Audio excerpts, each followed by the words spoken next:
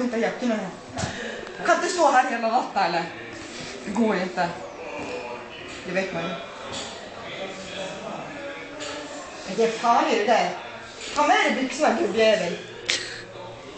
Han lämnar byxorna på golvet. Han har fötterna med sig. Han har fötterna med sig. Kurt.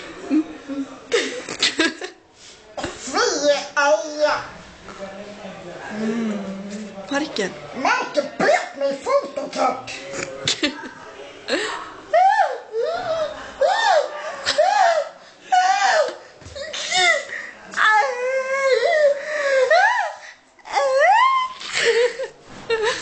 Alltså vad är det här för jävla CP-garderob?